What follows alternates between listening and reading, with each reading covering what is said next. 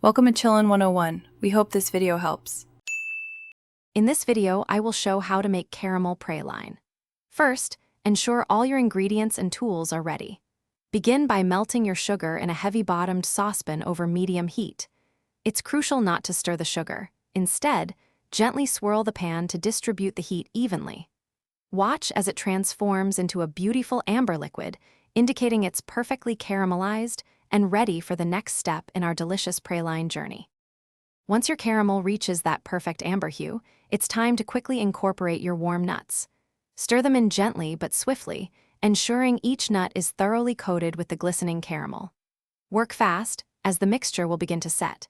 Immediately pour the hot praline onto a parchment-lined baking sheet or a silicone mat, spreading it into a thin, even layer. This step is key for achieving that delightful crunch.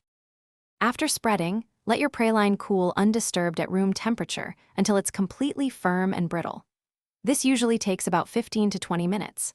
Once cooled, you can easily break it into irregular, bite-sized pieces by hand. For a finer texture, perfect for toppings or fillings, place the broken pieces into a food processor and pulse until you achieve your desired consistency. This versatility makes praline a fantastic addition to many desserts. To keep your delicious caramel praline fresh and crunchy, store it in an airtight container at room temperature. Avoid refrigeration, as moisture can make it sticky.